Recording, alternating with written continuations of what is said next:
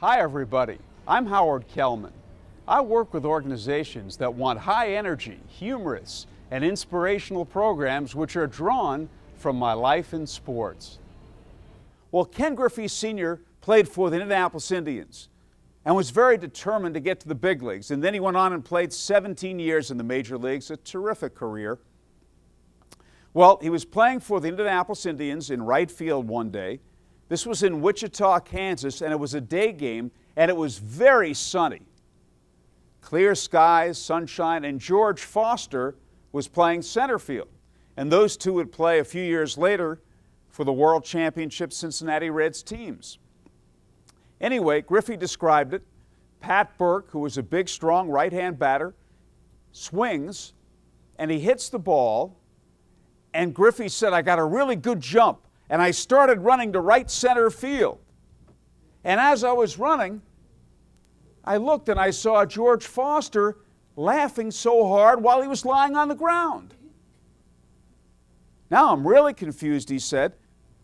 "I looked into the right field corner, and our second baseman, Junior Kennedy, was picking up the baseball. I ran in the opposite direction of where the ball was hit." He said, "Now I was really puzzled. Meanwhile, Foster is still lying on the ground, laughing so hard he can't get up. I said, 'George, what's going on?' Griffey said. Foster said, 'Ken, you ran after a bird, not after the ball.'"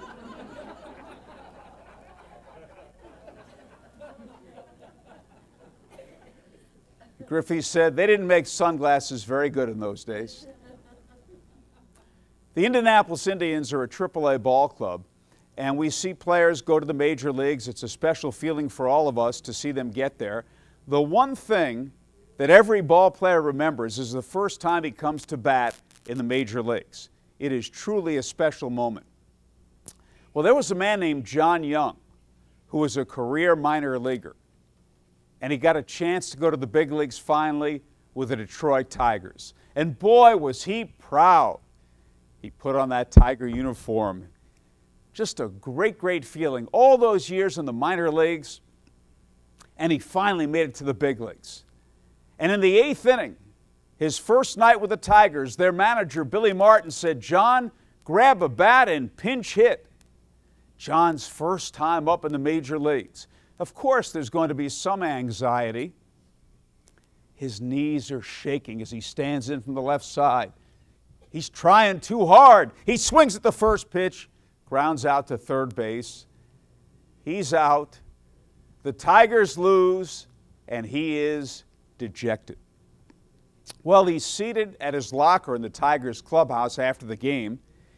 He has his head down and just very, very distraught. Leave it to one of the veteran players, Gates Brown, to approach him. And Gates walks over to John and puts his shoulder on him. And John thought, how wonderful this is. One of the veterans is going to make me feel better. And John looked up at Gates. And John smiled. And Gates, as he put his arm around John, said, "Son, don't feel bad. It's not your fault. You had no business being up there anyway." It's wonderful to be here with you, and I draw a lot of my inspiration from sports. My life has been in sports as a broadcaster. John Wooden said, "Make each day your masterpiece." When I was a kid growing up in the 1960s, I had a lot of admiration for the great football coach Vince Lombardi. I think we all can live by his defining words. He said, "I will demand a commitment to excellence and to victory, and that is what life is all about." I love those words. They are not win at all cost. They simply mean give it your very best and then some. My buddy Floyd Weitzel was selling Fuller Brush door to door. He knocks on this one woman's door. She answers it. As she opens the door, she screams at Floyd. She yells at him, and she slammed the door in his face and said, "Don't you ever come near this house again." That's rejection. Floyd Weitzel notices a side door to that same house. He knows that if he knocks on that door, the same woman will answer it. And the question I put to all of you, how many of you would knock on that side door after what just happened to you at the front door a moment ago? Not too many, I don't think. Well, Floyd Weitzel has courage. It might be even a stronger word than that, but he has courage. Floyd Weitzel knocks on that side door.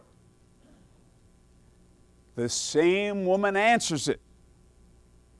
She's all set to scream at him and yell at him again. Before she does, he quickly says, "Boy, I hope you're nicer than the woman at the front door. She was really nasty."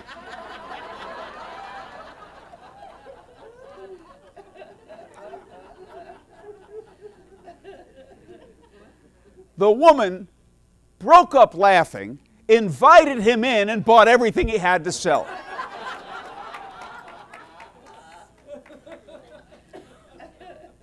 I share the story with you for a few reasons. Number one, about overcoming objections. If you're truly a terrific salesperson, the word no means not yet. And that's what it did to Floyd Weitzel. The other thing is this. All of us will be in a tight spot from time to time. And the lesson here is, when you're in a tight spot, you can totally disarm somebody with your sense of humor. And that's exactly what Floyd Weitzel did. He disarmed that woman. It all starts with enthusiasm. As the great Emerson said, the world belongs to the energetic. Product knowledge is number two. And the number three thing is listening skills. Friends, when you're talking, you're performing. But when you're listening, you're building a relationship. Jim Fregosi was a terrific player, later became a manager. And he was playing with the California Angels. He was a shortstop, played in the big leagues, an all-star. This one Saturday night, while Jim was playing with the Angels, after the game, he went to a bar, as ball players have been known to do. He met a woman at the bar, and they were having a wonderful conversation. And after a while, he smiled at her, and he said, "Would you like to leave with me?" And she smiled, and she said, "Yes, I would. And I'd like you to take me to midnight mass." He's like, "What?" He said, "That's not what I had in mind. But if you insist on going to midnight mass, we'll go to midnight mass." So they went to midnight mass. She dropped him off at the Angels Hotel afterward. The very next day, the baseball game begins, and Jim Fregosi comes to bat in the first inning. He's standing in the batter's box, and the first pitch thrown to him is right down the heart of the plate. However, the umpire, Ed Hurley, did not call it a strike. Well, Jim Fregosi could not believe his good fortune. A pitch right down the middle was called a ball, so he turned to Ed Hurley and he said, "Thank you, Ed." And Ed Hurley said, "No, thank you for taking my daughter to midnight mass."